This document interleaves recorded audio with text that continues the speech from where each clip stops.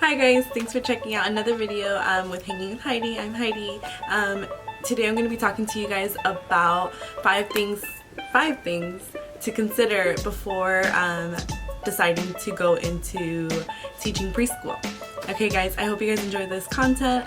If it's the type of things you like to listen to, or if it's something you're interested in, you have more questions for me, please feel free to comment them down below. Do not forget to subscribe and like this video. Alright guys, and hit that notification bell if you guys want to be updated whenever I upload a new video. Thanks for watching guys, I hope you enjoy it. Bye. Alright guys, let's get started. So number one thing to consider is the money. Okay, let's just be real here. As a preschool teacher, you do not get paid as much as other teachers, like those that are working in elementary school, middle school, or high school, or special education. Preschool teachers are not required to have a bachelor's degree. Their only requirement is to have at least 12 early childhood education units. So because of that, the pay for preschool teaching is not as high as it would be for other teachers in higher levels of education. I will say that this is not fair, and this is one of the reasons why I'm working towards not staying as a preschool teacher but doing something else instead, which is why I'm still in school.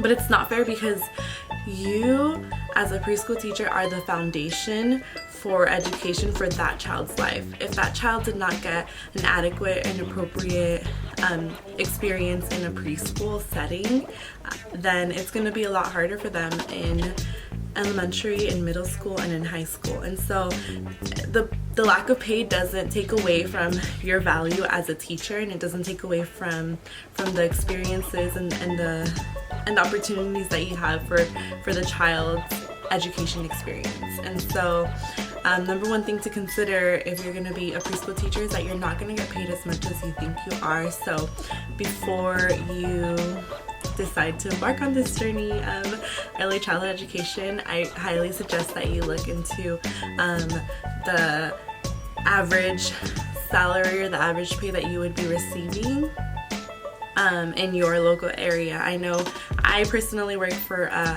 private Christian preschool, and so the pay is a little higher, and it increases every year as I gain more seniority and things like that, but it is still not something feasible for someone that is looking to maybe own a home one day or to make payments on a mortgage. So just really consider that when you are looking to decide career options for your either for your major of child development or for your career in general. And number two, second thing to consider if you are going to be an early childhood education teacher is the school that you're going to. Okay, so personally, in my experience, I went to a junior community college and then I transferred over to a university. This was, I think, one of the best decisions I have ever made in my life because it was just so much more inexpensive. I got 2 years of my college education done with zero amount of debt, no loans, nothing. I didn't have to take out anything. The school paid for, the state paid for everything in my grants and things like that. And so I really got 2 years, guys, 2 years for free. Totally nothing had to come out of my own pocket. And so after those 2 years, I already had 12 units in early childhood education. I got my foot in the door at a preschool, and I was able to start gaining experience and to start really looking to see if this was something that I wanted to do with the rest of my life. And it was, because I'm still there and I love it, and I love my classroom. And so I would definitely consider what school you go to. If you are not super set on going to university and spending a ton of money to get your education for childhood education, I would really encourage you to go to a junior community college, get your units done, start working at a preschool, and then go from there, because honestly those doors just start opening up for you as soon as you get your foot in the door of the preschool, and as soon as you have those 12 units to start moving forward in your job process, in your job applying process, and things like that. Third thing to consider if you are looking to be a preschool teacher is your prep time. Okay, personally for me, I get 15 minutes of prep time a day. 15, yeah, 1-5, just 15 minutes. Everything else has to be done within the span of the time that you're teaching, which I don't encourage you to do, because that time is supposed to be spent with your students, not spent decorating your classroom, not spent cutting out like things that you need or art supplies, taking them out. No, okay? That time is to be spent with your students, but you get 15 minutes of prep time, and that's it for me personally. I know I've heard other stories of other teachers that get maybe a half hour, but on top of that they still have to write reports for their child, and not for their child, for their students, and lesson planning and prepping the art project that they're going to have for the day. And so one thing to really consider is the amount of time that you will have to become like the best teacher that you can be in the classroom, okay? And so in my own experience, I work a lot out in like at home in my office, and not in my office, I don't have an office. I work at home a lot, at school. If I'm not emailing parents about their child's week or things like that, then I am doing homework for school. So a lot of my time is really just making sure that my lesson plans are done, my weekly newsletters are done, my art supplies are where they need to be, so that I can access them throughout my day when we're getting ready to do art. And it's a pain, and it sucks because you don't get paid for that. So it's like, maybe I want to say at least 10 hours of my week that I work from home, work from school, and I'm not getting paid, and I'm not getting compensated for those 10 hours of the prep time, and reporting to my students' parents about how their day was, or how their week was, or any concerns that I have, or planning for extra activities that we have for the classroom in order to really make their experience in my classroom the best that it can be, okay? And so I'm really ask yourself if you're okay with that. If you're okay with working a lot of hours that you will not get compensated for, then go for it. You know, I'm doing it, and I love every minute of it, because I get to have a constant communication with my students' parents, and I get to let them know how their child is doing, and I get to reassure them that their child is being well taken care of. And so that's the third thing, to always just make sure that you're okay with not being compensated for your full amount of work that you do for your school and for your classroom. Alright guys, excuse the lighting if you notice that it's different, because it is. I had to come back later in the day to finish recording, because Irvine texted me that he was here when I was recording, and I had to leave because I was going to church and blah, blah, blah. Anyway, where were we on? We were on number 4. Okay, the fourth thing to consider when you are looking to see if you want to be a preschool teacher is the parents, okay? And I don't mean this in a way that's like, oh, the parents are so scary, blah, blah, blah.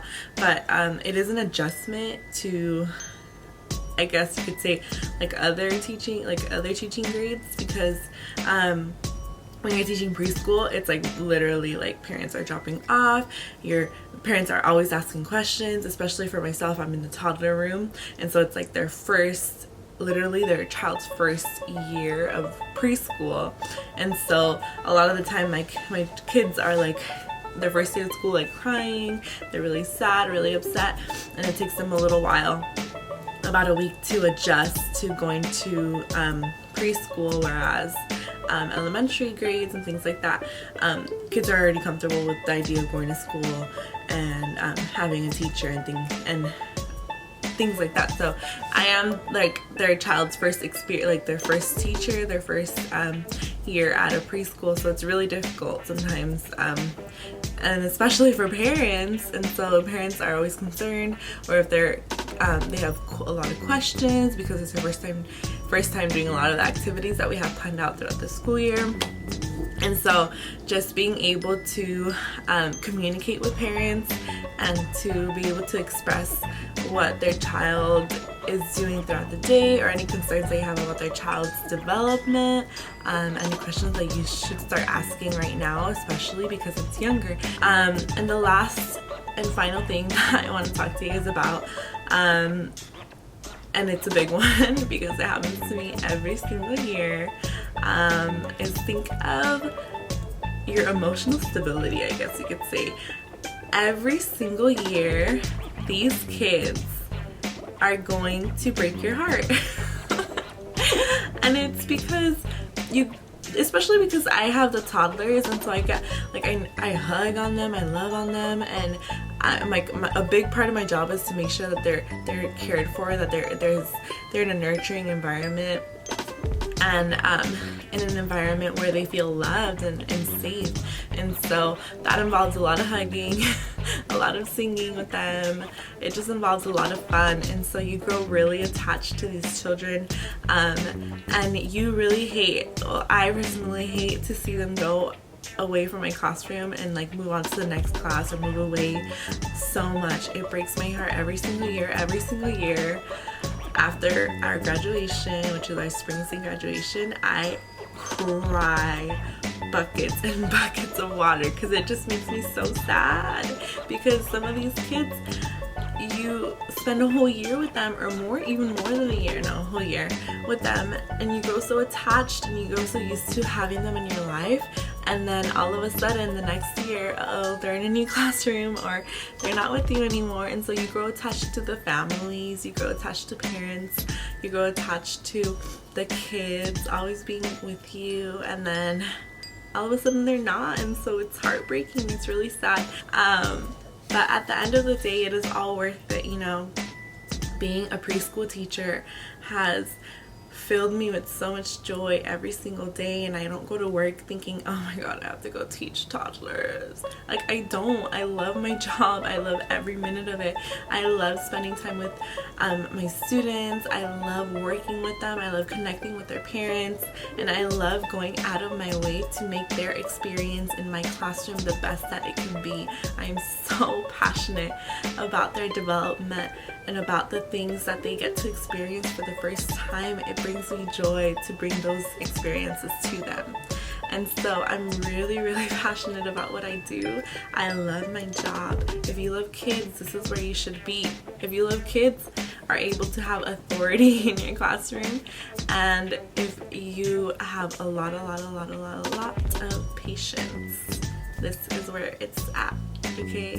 Don't let anything make you reconsider, unless it was the 5 things that I just said.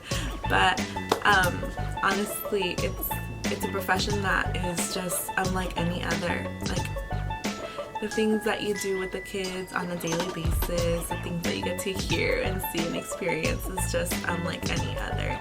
There's nothing that brings me more joy than teaching. And so I hope you guys really like this video. If you have any more questions about teaching in general, or just things that I do in my classroom, or tips that I have gathered throughout the years that help me in my classroom, please let me know. Comment down below, and then, like I said before, don't forget to subscribe, like this video if this is what you like to see and hear, and